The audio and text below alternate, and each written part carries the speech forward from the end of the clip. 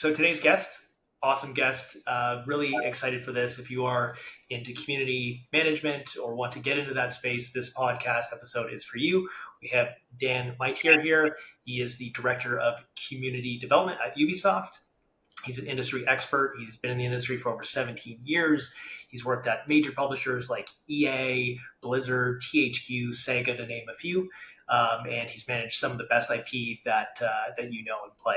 So, Dan, thank you for coming, man. Thank you for joining us here. Yeah, thanks for having me. This is obviously a topic that's near and dear to my heart. It's taken up, as you said, a big portion of my professional career.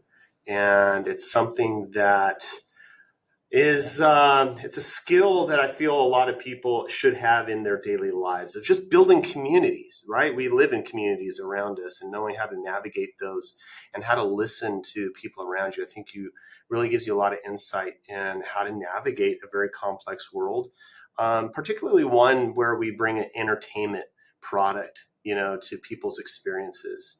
And we're built in fun and games. Running communities doesn't always seem like fun and games, but getting close to, particularly in the gaming realm, getting close to our players, understanding their needs and wants, communicating and being good partners with them is really where I see communities thriving at its best. And that's when you treat players like your partners. You develop that close, authentic relationship with them. So that's what I've concerned myself with over the past, like you said, near 2 decades. So it's quite young. Yeah, it's such an important aspect to any product that is.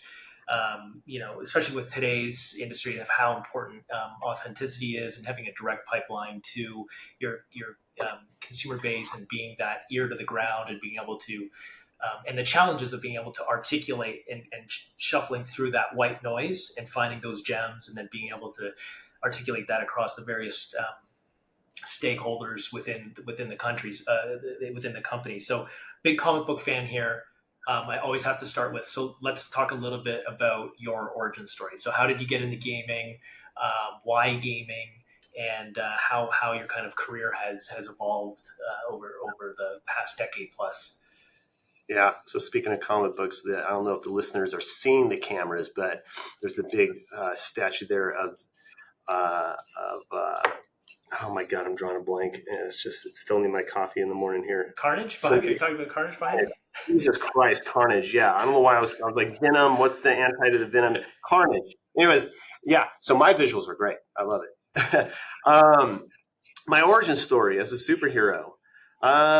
So I started back as a QA tester at a company called Vivendi Universal. And that was just before they got bought out and merged with Activision Blizzard. So that's where some of that crossover into that world comes from. But it was for a particular company called Sear Online, is where I started to get into community. So I really learned the ropes of how games are, I would say, just the very basics of how games are developed and their interaction with a publisher, being a QA tester. And that gave me that foundation and a bit more of an inside track into the marketing side of things. And that gave, there's an opportunity that rose on Sear Online where they needed a community manager for a game called Freestyle Street Basketball. And it was a very Korean dominant audience. It was an RPG-based basketball game. And that's where we were running tournaments in forums and using some old archaic platforms to connect people together. And this is like MySpace era. Okay. Wow. This is pre like real integrated with Facebook era. Twitter was, kind of ramping up. There was no Discord. So forums were my way of communicating and pulling players together. And so that really springboarded my career into owning some of my own titles, so really being the main community manager on titles. And so I jumped ship from Sear Online and went to a toy company where I think the non-endemic space gave me a bit more of a sense of how like products work in a real world outside of digital. So this is a toy company called Spin Master, and they were bringing online games to their product experience. So like, go buy a Bakugan, get a digital download code where you can unlock it in the online Bakugan game. And that also gave me a lot of insight into younger audiences, and especially within community. There's a lot of COPPA and privacy acts that dictate how we market to younger audiences. So I'm starting to get more of a well-rounded experience at that point, and I moved on into other companies like THQ, where I got to work with some of the IP titles like SpongeBob, to some of the U-Draw stuff we were working with on the Wii U. Jumped over to EA, where I ran communities for the Battlefield franchise for 6 years. So many great stories there, a lot of challenges. Was at Sega for a little while, working with the Sonic franchise. Then I had run my own company called New Wave Esports, where we were investing in esports tournament operators, tournament themselves, real world, put your pants on events to online. And so here I am, post-pandemic, in a very much different world, and now I'm at Ubisoft, where we've been challenged with an ever-evolving industry and trying to be successful there. So I'll end by saying there's some killer IPs here at Ubisoft with passionate player bases. So my whole experience leading up to this point has really prepared me to tackle the challenges that we're seeing at a global level across our franchises like Siege, AC, Far Cry. Yeah, no, I'm a big fan of Ubisoft. Like Splinter Cell is probably one of my favorite games of all time. Like Splinter Cell Chaos Theory. I'm so excited that you guys are working and remaking a new Splinter Cell title. So can't wait for that. You guys just have the animation just come out, which was pretty awesome. It was great to see Sam Fisher, and I'm hoping that kind of acts as like an onboarding and rejuvenating of that IP and getting people anxious and excited about what's to come there. So I want to pick your brain today and for for kind of an educational talk of what it takes to manage and build a community team. But so first, let's talk about how is your team structured? Like, how big is your team? What are the different kind of roles, and how many people are you currently overseeing there? It's a good question. You can't make magic happen without talent. And I've been very fortunate to have quite a few talented people here within the community team do some amazing things. Ubisoft's community team is set up a bit differently from some other publishers, and that's one of the benefits that I've had is gaining perspective of how different global companies are set up and how we service our player. And in previous companies, let's take, for example, EA. During my time at Electronic Arts, you had a global community team servicing multiple regions throughout the world, but partnering with regional offices, like hubs, we call those. So one in Japan, one in Germany and whatnot, that were dedicated to those communities there. They could speak regionally, both language and culturally, to those audiences. And with that, you had that one global community manager. That was me on Battlefield, really leading the global strategy. I also wore a lot of hats at EA. So I was also the community manager. So I was in channel with players, responding directly to them, engaging with them, creating content. So I was also my own content team in partnership with, say, like Brand, who's making the big trailers and whatnot. So I'm making that supplemental content. At Ubisoft, we split a lot of those duties. So that way we can focus a bit more on some other areas of community management that service our teams internally.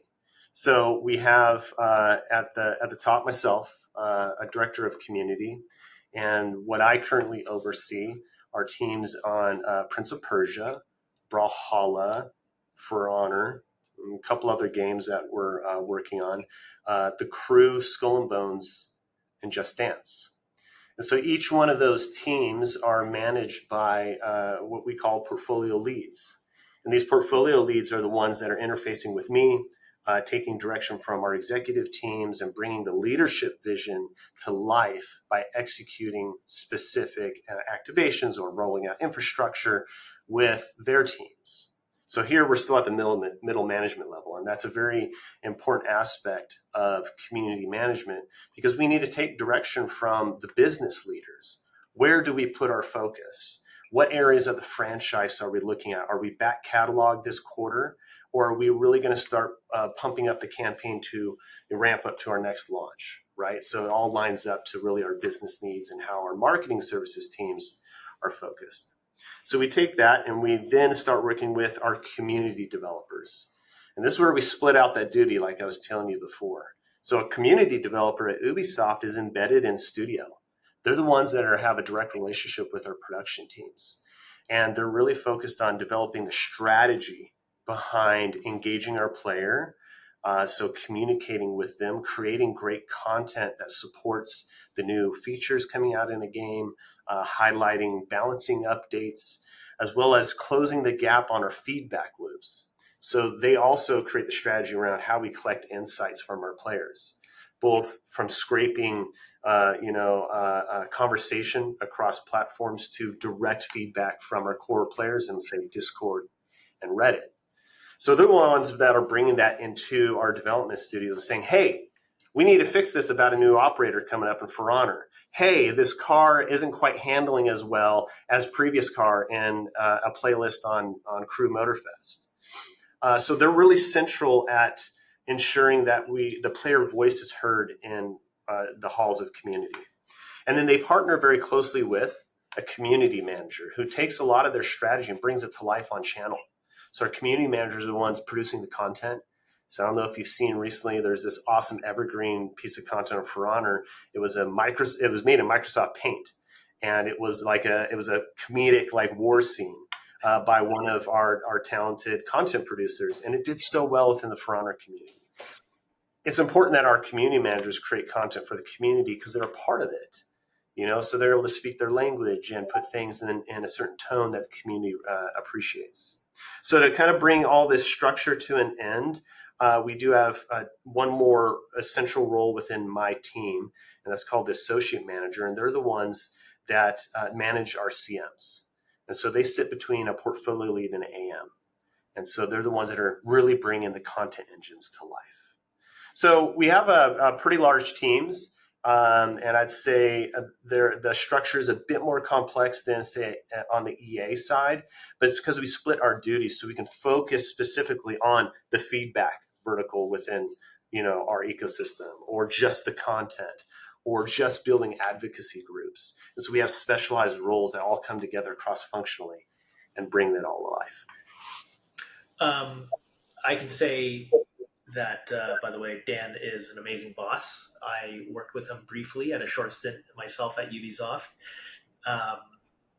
Dan is an awesome leader and knows his shit. So on that, I want to talk, and you've been kind of talking and hinting a little bit around it. Let's talk a little bit about, because there's a lot of time and energy goes into what you call a content engagement plan. So a lot of people, that might be heavily active in the community social space can tend to be, let's say, very reactionary, meaning, it's just like, what's the hot topic today or this week. But when it comes to actually, properly facilitating community management and community development, there is a lot of effort and planning and strategy that goes into that. So when you're, working for one of these big publishers, often you're, put to the task of creating and getting a content engagement plan approved, and it goes through a long process, and there's a lot of different stakeholders that have to sign off on that. But can you, with what you can share, of course, of what's not, NDA, but can you talk a little bit about, for the audience, of like what a content engagement plan is or what it looks like? Yeah. So I think content engagement plans are essential and one of the most imperative pieces of a strategy when we want to promote certain things within our game experiences. They're a great way to highlight new features. They're a great way to highlight new advancements and improvements to a game, but also a moment for us to build culture. It doesn't always have to be about a game, like a game feature. It could be about something that our players care about. It could be a character backstory.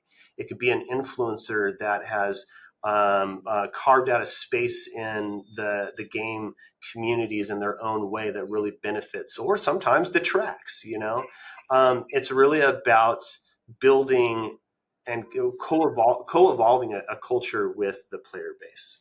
So where do you start though? How do you build a good content engagement plan? And I think it first starts with what we call go-to-market planning. And this is not proprietary by any means. A lot of publishers do this, right? We all come together as a cross-functional team. So we have stakeholders in brand, those who are stewards and positioning of the product, our production teams, those that are creating our games and maintaining development timelines. We're beholden to that because we need access to the game. And sometimes, as we see, earlier access creates earlier opportunities to talk earlier about the game, especially in a community that is currently established. We bring in other partners as well together and say, especially I'm gonna take the perspective of a live game in a franchise that already exists. Okay, so let's say we're going into the next season of For Honor or Siege. So we have this established community, and we have a whole bunch of different reference and context points that allow us to better position the new content within a community audience and a certain demographic. So we all come together and we get really honest with ourselves. How are players currently feeling about the game's experience? How did they receive the last season? What operators or champions and heroes did they resonate with? Which ones did well and got good playtime? Which ones need to be fixed? Which ones are OP and need to be buffed or are underserved? And so we really come down to brass tacks and better understand our audience because we're going to be introducing something new to them, and we want that to be successful. We want to avoid pitfalls and some of the mistakes or take away, some of the nuggets of wisdom that we had in previous campaigns and apply it to the next. And that comes from multiple sources. And so what we have is a communications workshop, is where we start to discuss those audience preferences, and we're positioning the product and where we want it to be, with the reality of where development's also at the moment. So as we go through that and we start working together as a team to come up with what we call the go-to-market plan, that there starts to globalize our efforts. So brand has the full marketing campaign. We know what we're going to say, when we're going to announce it, when the new trailer is going to drop, when we're going to open up previews, when an alpha is going to, or a beta is going to start. We're going to do actual previews with press, and then we go into our ramp to launch and go to launch. And we know what each conversation is going to take place. We're engineering this, right? But we're also ready. You mentioned earlier about being reactive. Being reactive is just as important as being proactive in your communication. So what happens when the community starts to own the narrative? When they have their own things to say about it, maybe good, maybe bad, are you ready for it? So in that go-to-market planning, we're establishing that. We're getting ready on every foot. Do we have asset ready? Do we have our positioning as a company if something were to go awry? And that then starts to inform the community plan. So what is our content plan? How are we collecting feedback? How are we building the army of advocates that we're going to empower with content, with getting hands-on in the game to amplify what we have to say? And how are we growing our core channels to facilitate this whole loop? So going back to your original question, content engagement plans, that's why these are so important. That's where that fits within this master marketing plan and bringing players into the fold. And so that content engagement plans dictates and tells us what we're going to talk about, how, across what channels, and start to track success. So is it engagement we're looking at? Is it the sentiment that we're looking at? And this is all going to inform us, is this resonating with the player? and so we could build upon that and improve as we go. That was a great answer, Dan. That was awesome insight, and I'm excited again for listeners to be able to have this very unique insight from a massive multi-billion-dollar enterprise of how they look at community and content engagement plans. So you touched on a little bit there of like success metrics in these content engagement plans, and and if you can't share, that's okay. But what are some of the kind of KPIs that matter most, or that you're focusing most right now? And I know that may shift on time depending on where you are at with the game, but what are some of the key KPIs? Those KPIs change based off of our objective. So let's say we're talking purely on performance. Performance is important because we need eyes on content. Eyes on content paves way to mind share within the industry. It's an indicator of interest in our games, and eyes on content results in engagement. So we look at impressions for eyes on content. How many people see our content, and if they're not seeing it, why? Is the content not being positioned properly? Is the format off? Is the theme off? Is the relevance off? What we're seeing recently in recent times is community oriented and community produced content is starting to perform much better than, say, a corporate speak content. Right. And I don't think that's going to be surprising to anybody who's listening. It's because we're positioning that content in a way that people want to talk about the brand or expect from the brand, but it opens up to conversation, a two-way street conversation. And community content typically does that. And so that paves the way to engagement. So that's our second KPI on the performance. How well is our player base engaging with that content? Are they liking it? Are they sharing? Are they commenting?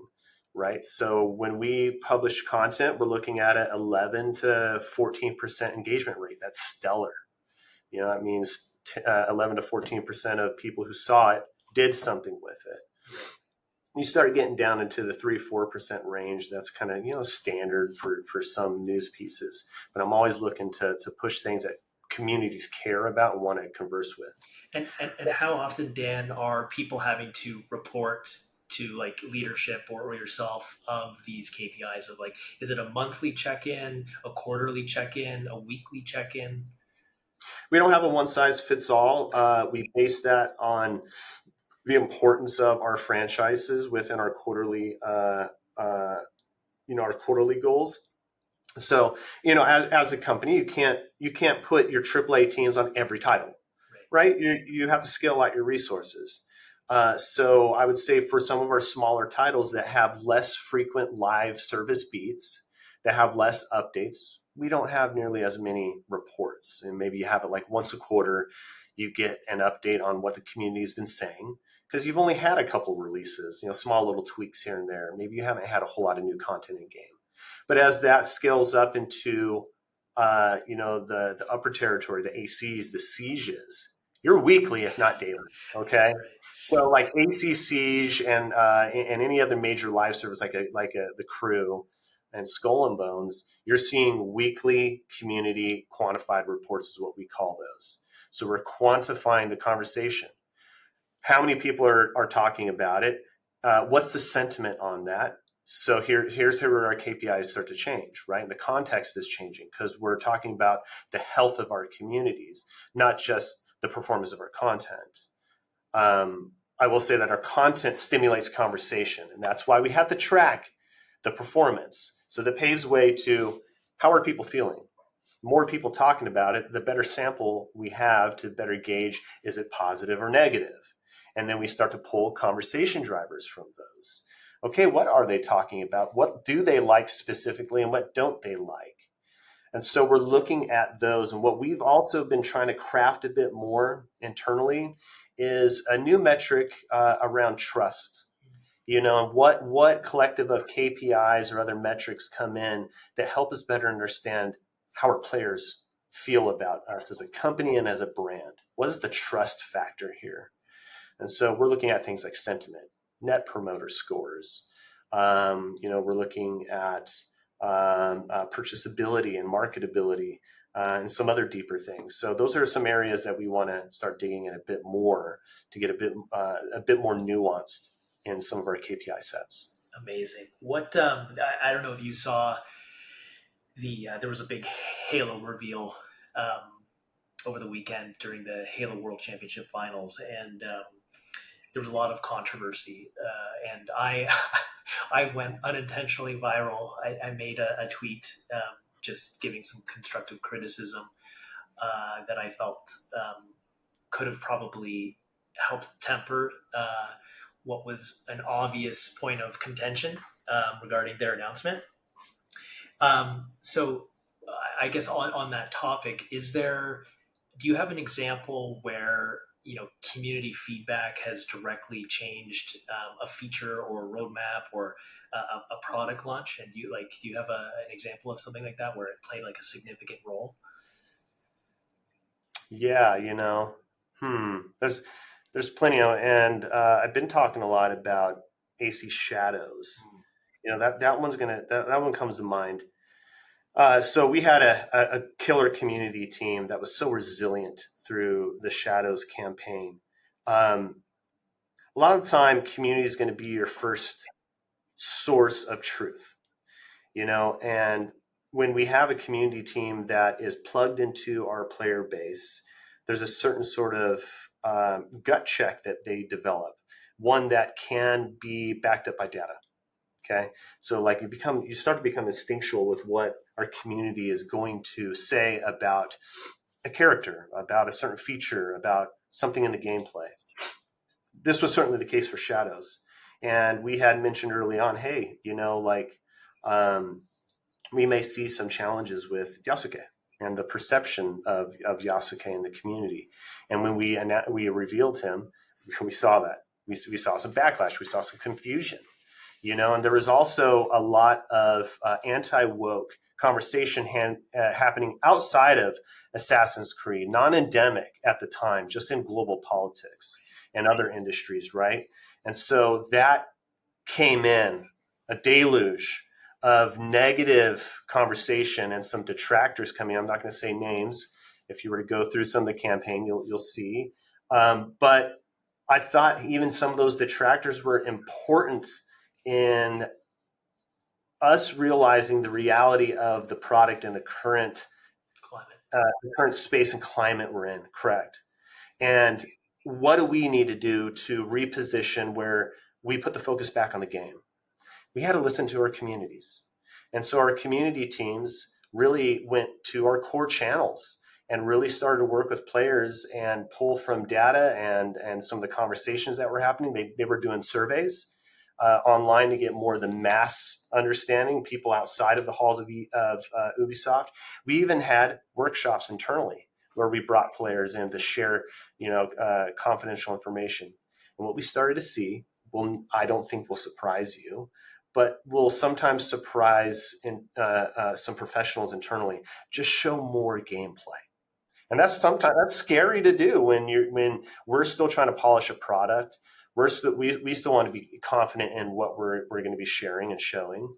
But what we did in community was take our gut check of, I think we need to show more gameplay, went to our community to validate that, and brought data back internally and said, hey, these are things we need to focus on to really start getting away from the detracting conversations that were happening at the time, which was not the focus we wanted. We didn't want the focus on, I'm trying to say this without necessarily putting anybody underneath, the knife or the gun here. We wanted to very much just back away from the wokeism element and focus back on the game. Right. And so what we did, we said, focus more on combat. People want to see what the new combat looks like. What does the dual protagonist system look like? What does some of the new assassin animations and the stealth gameplay look like? Just focus on that, and that will squash all the other noise that's happening, because that's what the core player wants to see. So the core player had a very major influence over the campaign and the final holiday leading up to like January going into the March release. And if it wasn't for that, I don't think we would have been positioned where we can just focus on the killer gameplay that Shadows did bring about.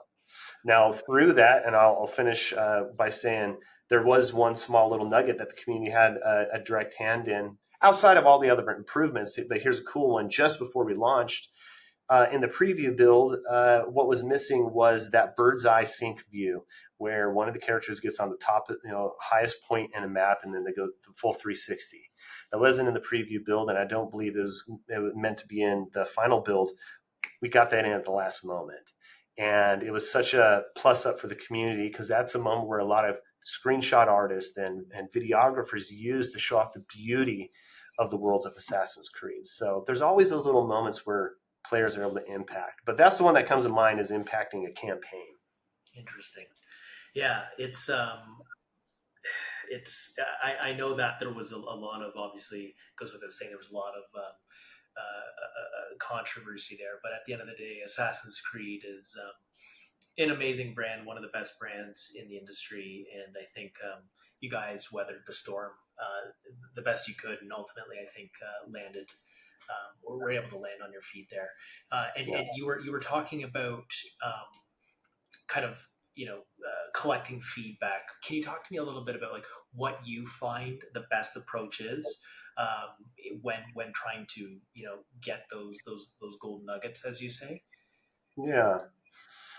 I think my best approach is always bringing a 360 view on a specific element of feedback, regardless of what it is. You don't want to be narrow in your data set. You want to include a full understanding of where this feedback is coming from, the type of player, and bring much more detail and nuance to understanding what it is the player is saying and how that fits within the larger community, right? Because you don't want to make one change for one specific sort of group of player, and then it has a rippling effect on the wider audience, and players don't like the experience, right? So you really need to put things into context. And we tend to, within community, bring multiple sources. So we bring in conversation that happens across our social channels. And those conversations are stimulated by our content engines, what we talked about earlier, right? We post things, whether it's a specific look at a new character, operator, or we're posting a piece of engagement where it's like a cool gameplay feature, or a UGC, some video of a really cool chase scene in Crew Motorfest that helps us highlight the fun aspects of our games and aspects our communities care about. And so from that conversation is put into a lot of our listening tools that help us synthesize that. Okay, what are players saying? Where are they saying it? What's the keywords? What's the sentiment on it? I'll take that, and our teams will then marry that to core conversations in core channels. Discord, Steam, Reddit. This is where we consider our core players congregate. What's the difference between core and our mass audiences? Our core are the ones that are there every day in, day out, whether they're playing the game or not. They're the ones that care about improvement, quality of life, the meta changes, the balances to the game. This is their lifestyle, and this is what they care about most. They care about so much that they come to Discord and Reddit to share their opinion with us and develop a relationship with our community leaders, whether that's a community manager, a forum admin, or a developer, who's hosting a QA. So we take that aspect of community data sets, and we then layer in, let's say for a larger study, teams from user research and GSI or our game intelligence cells. And so they're the ones that are bringing in focus group data to how our game is performing. What's the DAU? What's the ARPU? The average revenue per user, to how our games are actually performing. So now, I just gave you 3 data sets. I gave you social, I gave you core, and I gave you the game layer. Now, if you put all those three together, you start to see causation, you start to see correlation of certain conversations and things that we do, whether it's talking about something or releasing something that impacts the rise and fall of DAU, our players logging in when they're positive, or do they have false claims? They're still playing it, they're still engaging, but it's a preference that they'd like to see over time. So then that gives me that context. It gives me a better understanding. So that way I can, our production teams can start aligning their resources and prioritizing changes according to the health and benefit of our player. Interesting. And so obviously that's a huge task to be able to capture all that data. Can you, for again, somebody looking to get into the space, or maybe they're an indie dev and it's kind of grassroots, can you talk to me a little bit about some of the tool stacks that you guys use to kind of help, capture that listening and sentiment and moderation, and also with AI now kind of exploding onto the scene, how what kind of, if you guys are you guys using any AI tools, and how do you kind of see that impacting community manager duties in the future? Great questions. Tools are the absolute cornerstone of everything we do. We can only be as impactful as our tools allow us. So let's take those three examples I provided you. So social, core, and game, and I'll kind of break those down. So on the social side, we bring in native data sets from each platform: Facebook, X, Instagram, TikTok, and we feed that into our tool set Sprinkler. And Sprinkler is our insights platform. So that gives us conversation volumes, how many people are talking about it, the regions, the sentiment behind it. So is it a positive, neutral, or is it a negative thing people are saying based off of a certain keyword that we set?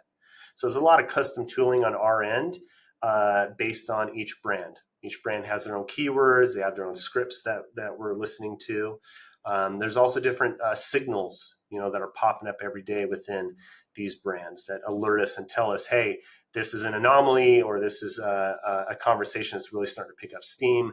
We may need to escalate this with an internal team and triage that, so that way we avoid the backfall, or it's an opportunity, to amplify something good. So on the social side, we use a blend of native, so going directly to the platform, and Sprinkler to kind of synthesize all that. And we use that data sets specifically for our community reports that we send internally to our production teams, to our brand teams, and to our executives. So that gives them the sense of what our mass audience is saying. On the core side, so we're looking at channels like Discord, Steam, Reddit. Again, we use some native. But we've been using some AI as well. So one tool on Discord called Leveler, we have integrated in the AC Discord server, really gives us real-time understanding of who our prominent voices are within the community. What are they talking about? What's their game behaviors? So it does give us some understanding of other games that they're playing. We start to surface the most influential people that we can activate and the topics that they're talking about, which informs our content engines and what people are talking about specifically on any given period. But we also manually incite data on, say, Discord, because we host feedback workshops, remote ones there, where we have private and open participation depending on what we're sharing. So we're using AI, I think, a bit more in some of the core channels to synthesize a lot of what people are saying. And then here in the game side, we've been using a lot of internal tools, things like DNA and Peak, which tell us what the DAU, MAU is, how our monetization is doing, what our day 1, 3, 7, and 30 retention rates are. And we correlate a lot of our efforts to what our game dashboards are saying. So, did we do an activation on the community side that drove higher logins for a weekend? And we see that a lot. Let's say For Honor, we say, hey, here's an open window here where we think we can push additional engagement of a new season with a free weekend. So we're going to come together and get some other influencers and content creators to really stimulate awareness of the weekend by talking about it. And we're going to see a direct blip in DAU. And then we're going to see a blip in monetization rates.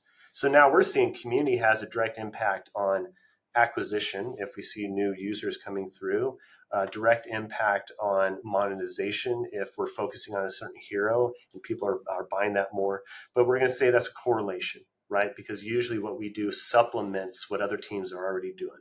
Brand it has a big announcement. Prod is releasing new big content and kicking off new in-game events. So it truly is a collective ordeal, right? The success doesn't just hinge on one team alone. And so when you're launching a new, let's say, and you just mentioned it, like a new product that garners a bunch of attention, and influencer marketing now has become such a key pillar to any marketing and community strategy. And this is a great one for for listeners who are starting channels and trying to become a content creator. How do you identify and onboard and choose ultimately creative ambassadors that are ultimately, I guess you would say, brand safe? Because it's not just about views. So, like, walk us through, what makes a specific type of influencer appealing to do a partnership with, and because I think that insight is important for people in kind of the content space, because a lot of, I'd say, creators right now, we live in an era where it's constantly shock value, and that can be very controversial, and therefore ultimately can hurt opportunities. So just walk me through a little bit about how you guys identify and what are the key elements when choosing to work with an ambassador. Yeah, you mentioned the shock value. I call them the nightly news. Like they just benefit off the negative, which can be advantageous for I think some brands, but really I think what those nightly newsers do well is they're authentically negative, and like are controversial to the point of entertainment, and it really it gets emotions going and it gets people raged, and that's what they feed off of. So um, that's one element either you lean into or you try to avoid, and that's what we call the detractors if you're trying to avoid. So going back to what makes a good partner in the influencer side, first I think it comes down to understanding the brand and understanding some of the unique selling points of a game, and that really informs how we're going to talk about the game and what actors we need a part of that. So whether you're launching a new IP or one that's already established, it's always routine exercise for us to revisit. Is our audience still the same? Or what is this new audience? And who are the key players in that cultural and conversational landscape that are trusted by that audience? So advocacy or these influencers are a way for us to establish trust in an established pool of people, or start to grow that and develop that trust. So let's take, for example, Crew Motorfest. This is one that I've just recently taken on in my portfolio. We've gone through some changes at Ubisoft. If you haven't noticed, Vantage Studios is now the new premier studios for AC, Siege, and Far Cry. So we've had a different sort of take. We have some centralization of teams to certain areas. So now I'm on the crew, which I love. I love racing. And what I'm seeing there is a very vibrant community of different creators. There's ones that focus on liveries, the different customization that you can put to a car, and just the limitless possibilities of what you could think of, from different wheel combinations and different paint packages to lights and different add-ons like crazy colored, smoke exhaust out of our cars. There's different influencers that focus on the quality of life, and really some more of the simulation aspects of crew. So they're focused on, do these cars handle properly? Do they even feel like a BMW? And they're content creators that create very meaningful, authentic content around the different cars that come in the game, the different maps, and really give us a real sense of what players are thinking. you know And then there's also creators that just enjoy the game for what it is, and they do walkthroughs and playthroughs and competitive. And each one of these are important facets of telling the story behind each one of our releases. And so we identify who those potential actors are way back. Remember when I was talking earlier about content engines and our go to market? We're identifying it there. We know we need to cater to certain audiences in different regions using different themes, and there's already people that do that. Or hey, we need to establish some new people within those, that focus to do it for us. And then we start pulling them in to our campaigns. We reach out to them. Hey, we know you're someone who loves the crew Motorfest, or maybe hey, you play Gran Turismo. We love to think what you think about the crew. So we're starting to invite some new blood into the community. Never poaching, always inviting, obviously. But then there's an aspect as well of running great communities where we have a relationship with our player where influencers and creators are surfacing themselves. People just show up in profound ways. New capture artists, new screenshot artists, cinematographers. And those are the kind of people that we also like to work with, people that we were surprised by. So I guess if it's any advice to creators out there looking for partnerships, really fully understand the unique selling points of the game, understand your brand, and how you bring authenticity to that game in a way that maybe a publisher can take advantage or use and benefit them, or one that really brings authenticity to the community that represents that player base. That was great insight, Dan. Thanks for sharing that. I think that's so important for creators and up and coming content creators to understand when they're looking for partnerships across the board from a corporate level. That said, talent, and I've worked with talent for well over a decade, can sometimes be like herding cats, and even though they might agree, this is like actors as well, they might agree to something. It can sometimes be challenging to um, get them to facilitate their obligations or be timely on their deliverables. Do you have any of experience that you can share that incentives that work best when working with creators and influencers? Like, is any of those like secret carrot on the stick type of mechanics to help rein them in, so to speak? Hmm. If you Yeah. can't share, Okay. that's okay. No. I can. So obviously on a paid side, people are being paid. Yeah. Especially in the higher realms, you're working with agents and you're signing contracts and you have specific deadlines. And a lot of time, yeah, you're going to meet those or you're not going to get paid. Hey, you did not deliver this video by then. Granted, there's a relationship that really ultimately is important. And there's a grace period and stuff. Obviously, we're not going to burn a bridge just because someone was a day late and it's an important piece of content. Many times there's a reason why. But on the paid side, yeah, there's specific contract terms that incentivize that, and that's a monetary value, Right. right? Now, when you're not working with paid, especially within community, here at Ubisoft, we have a content creator team, and they have the budgets to go activate and supplement our marketing campaigns and our community campaigns with paid opportunities. So we don't handle that.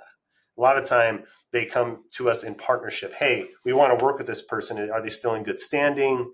Does this strategically meet our goals? Are they the voice we want in this next campaign? So then on the community side, I think where we're getting at is more your question is around the earned opportunities and how do you incentivize earned? I love programs that give people who aren't being paid exclusive access to something that the rest of the community may not have. So you're getting the first look at a new build, the first look at a new IP. You get the opportunity to come into the halls before announcement and shape a game. So you're being a part. You're either being incentivized by being a part of development and being a player voice that co-develops an experience, and or you get access to say a beta build before beta launches, and you get to capture that content for the week ahead, go home, produce content, so you release that under embargo right alongside our announcement, because we know that typically someone will see an announcement video, some sort of trailer, and they go to YouTube and TikTok to see what the community is really saying about it. What do they think about it? And so if I can arm a creator with content on the day of where they're talking and sharing their feedback, that supplements the conversation that I'm trying to craft and develop. So that's the incentive. You get to join be the first to be the leading voice in that conversation alongside our official channels. And I've incentivized many, many programs that way. And what happens with that is these community members, these content creators, are starting to be considered the authority voices of any developing news coming out of that brand, that live service, that game. And so then audiences start to grow because of that. So that's why it's important for me to reinvest into those people, but also find new voices that want to flourish, and also give me access to sub communities I didn't have access to before. So that's really what is the objective. So it's not only authenticity that we're looking for in creators, but do they help us meet our objectives on the brand, our KPIs for social content, and everything that we talked about before. Interesting. So moving gears a little bit, just for the sake of time, because I've kept you here, and we got about 5 minutes or so on the clock here. So for those looking to get into community management, let's say they want to work at Ubisoft or Activision Blizzard, any of these mega publishers, what are you guys ultimately looking for? What are the skills that you hire for now that maybe you didn't 5 years ago? Like, what makes an ideal applicant to be successful? I was reading a study in this the other day. I forgot what it was on. It might have been Forbes, where here in America specifically, I would imagine, obviously it bleeds over to Canada being North America, that employers have become more skill oriented, and we really have a big influence on education. That we're preferring skill over degrees, because it shows the actual aptitude of that role. And we don't have time in a very fast-paced, competitive business landscape to be educating new roles. You need to know what you're doing, because on day one, I need you to hit the ground running and serve my strategy and execute against my plans. So and I've seen across a lot of our teams, have been prioritizing skill and experience over education. I hate to say that, because education is extremely important. It gives you that foundation. But I think what we're starting to see, and this study had started to see, is how are we influencing the education system to prepare people to be ready on day one? Are they being technically trained? Are they like a tech school that prepares them for the workforce and those skills and experience they need? So how does someone in community who doesn't have the experience get that experience without going to college or going to college and focusing on certain things? Well, communications and programs around that certainly helps. I know some interdisciplinary programs can help you kind of craft and customize your education to focus on the things that are important in community. Digital anthropology is one of them. One of my colleagues here at Ubisoft, one of our comm devs, focused on that. And that's incredible. The psychology behind how our communities migrate and converse online is so important. That has a direct impact to a skill set. So I'm not saying that you have to be experienced in certain skills. There are ways in education to achieve what you need. But as we're an aggressive hiring state, I'm looking for people with experience that can hit the ground running. So I would say those that are interested, go and start producing your own communities, being a part of communities, maybe hosting your own Discord server, and getting the experience of connecting with people, working with them to grow your initiative, and all the things that is needed to grow and develop communities, right? You always have to have an engagement rhythm in motion. That means appointing people who are stimulating a Discord server with new content, new things to talk about. Are you maintaining the safety of the server? Are you working with moderators and different bots? So now that's exposing you to support staff and technologies that help you scale out your efforts through AI-based moderation, so to speak. Now you're learning the tools of the trade. So really, new budding community managers and developers should be very intimately involved in creating and running communities now. And I tend to prefer those who have that experience, already, because there's just so much you learn It makes in sense. the real world than you can in, the academics. That makes total sense. And uh, even Elon Musk echoed this sentiment as well. And I think you're seeing a lot of people echo that. Where do you see like some of the biggest shifts that do you anticipate within community development over the next, let's say, 2 to 3 years, with how rapidly, both with AI as well as kind of the publishing landscape changing? How do you see community management kind of evolving over the next few years? I think let's start with the controversial topic of AI. I think what you're starting to see, specifically with gaming, I think if anything, gaming would have a license to use AI more than maybe some other industries, like very art oriented industries. Obviously, rebukes it for good reason. But here within gaming, we consider it tech, and tech enables us to get to A to B faster. Now, you can never replace an artist. And I think within community, we still very much rely on community managers to create bespoke art through content. Whether it's like a cool video episode series, something in MS Paint, like I was talking to you earlier. Those are the fun things that AI can't produce. We've done some tests within AI produced content. We saw that quickly the community is like, no, will not support this. This is not something we advocate for. It's crap, AI slop. Don't ever show that to us again. Good. We'll keep it off of all of our channels always.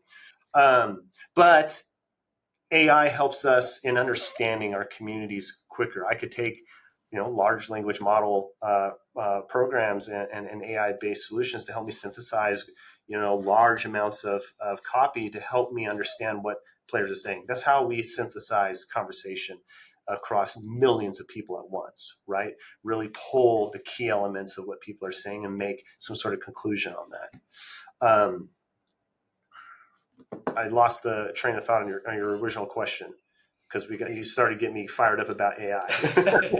Yeah. I was just asking, how do you see kind of community management evolving? And then I threw Yeah. AI in there, which probably took you for a little bit of a tangent. Yeah, I got sidetracked on my own agenda there, but I see us going more the route of using AI to enable us to understand our communities more, but never to replace the magic of what growing and engaging a community is about, and that's being human and authentic. Right. So I see us getting deeper into our core spaces. How are we integrating Discord and the very vibrant, authentic communication or conversations that happen there, and the real relationships that we form? How do we bring that more in game, and how do we become more synonymous? So we're partnering closer with people at Discord and understanding their new SDK coming through and some of the features that allow communities to dial in more of a social connection with each other and with our teams and with the game. So I think the future here, you're starting to see communities more ingrained in the experience and integrated throughout not just the game, but the whole ecosystem of a game experience. This includes social channels. That includes ancillary experiences like real world events. We just took the Crew Motorfest to a Formula 4 race event where we had one of the cars skinned with Crew Motorfest branding, and we brought players from all around the world to enjoy that experience and see what a real Formula 4 race was like. So we're integrating deeper. We're having real, authentic connections, because I think the future of gaming is dependent on having real, human, authentic sort of relationships with the brands that we care about. Amazing. So this has been an amazing episode podcast. You've had so much great insight here. I could listen to this, your insights all day. Very educational. I'm really excited for people to be able to dive into this episode. One last fun question, bringing it back to comics. Have you seen the new Superman movie? Yeah, I did. Okay, thoughts. I got to hear your thoughts, Dan. Yeah. Okay. So I thought it was a new format. It was a Yeah, different format than what we could expect in the past, and I think maybe some people might have been turned off by that. But it was a comic book format. yeah, It was jumping to different things, and like Superman doing his thing and just showing up and taking out a kaiju, and then got to run over here and do this. I thought it was fun. I thought they got right into some of the action quick, but I thought they sort of had the audience assuming a lot of things between some of the stories, right? So there wasn't a full arc, and it lost me in some things. I'm kind of like, come on, I'm smarter than that. I could take on a multifaceted story with multiple arcs. right. So I thought that's where it kind of lost me, but I thought the visuals were great, and I thought it was a great cast. Yeah, I would echo that. I think it was. I enjoyed it. Although I lean more of the gritty kind of Matt Reeves universe, but we have that, and we know that they're allowing that to be continue to be built out. Mhm. So if you prefer that kind of more, the Penguin, more gritty DC, that's the traditional DC has been known for, you have that, and this is kind of more lighthearted fun. Um, at least as it relates to the Superman series that he's building out. But long story short, I enjoyed it. It's very different than Man of Steel. Henry Cavill's Man of Steel is still my favorite so far, but I thought he did a great job. And the cast was I thought that like Lois and Clark, they were both great. My question to you: what do you think of Peacemaker? So Peacemaker season one, I thought was great. I thought it rivaled The Boys. I thought it was like one of my new favorite shows because it was so edgy. It's rated R. Season two, um, I think they made a mistake with. They really leaned into kind of the emotional journey of Peacemaker himself, and I think if you've watched season one, I think fans like the parody of like he's Arnold Schwarzenegger. It's making a mock of like 80s, male toxic masculinity, and this was he was all in his feels, and I think that didn't resonate with what the Mm. audience wanted. So I still thought it was okay, but I would have preferred, some new silly bad that the Guardians of the Galaxy Formula crew are taking down, and it's extremely violent, and he's killing a bunch of people. That said, I still enjoyed it. I know the fans weren't happy with season two, but yeah, that's my hot take on it. I'm a John Cena fan. I think it's hilarious. I love that he is totally fine with making light of himself.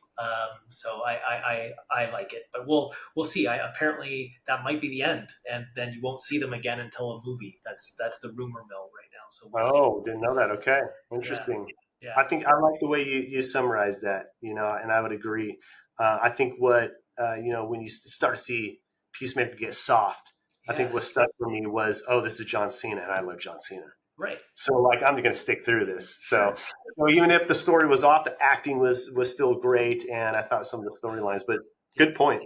Yeah, I still liked it. I'm not a hater. I thought it still had some really hilarious moments. I really love Vigilante. I think Vigilante is such a insane character. I He know. plays such a great psychopath. Yeah. It's really funny. But yeah, man, I listen. I'm a big. I want comic book movies to do well. I know we've been in a slump for a while, so I really do hope that the future of DC is bright. And ultimately, I think Superman was. I think it was great, and I think I'm really looking forward to Clayface. I have a feeling that Clayface could be, a Matt Reeves type movie. It's going to be rated R. Going to be very dark, and they're following the animated series version of that. So Mhm. fingers crossed. I want to know what'll ever happen to that Keanu Reeves Berserker. Like What the? That's been mhm. that was supposed to be. That's like that got picked up to be adopted back in like 2020. Yeah, So I don't know. That's an They easy. finished up the series, the comic book series, and so it's like, okay, are we doing a TV show? Are we doing a movie? What's going on, guys? That should have been like, first of all, Keanu Reeves. Everybody loves him. Like he's not controversial. He's a nice person in terms of like all of the media around him. He's always helping people. Kind of like a John Cena. People love him, and that's an easy win, man. Like especially off of the success of John Wick. Like people would line up for that. I think it's an easy win. So I don't know what the holdup is. I know Hollywood is really struggling, and I've heard it's really difficult to get anything greenlit right now. Mm. But to me, that seems like a no brainer. So I don't know. And Hopefully, you read the comic books.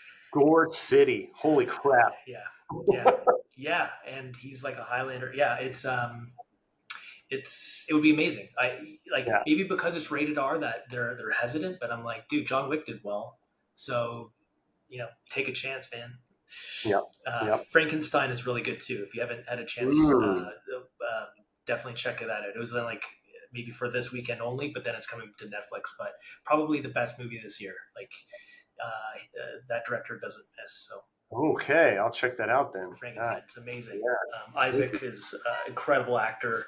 Um, really interesting, fresh take on the Frankenstein story. So Nice. All cool. right. Cool, dude. Well, listen, I will let you get back to it. Thank you so much, Dan, and this has been a blast. Thank you, Chad. Cheers, man.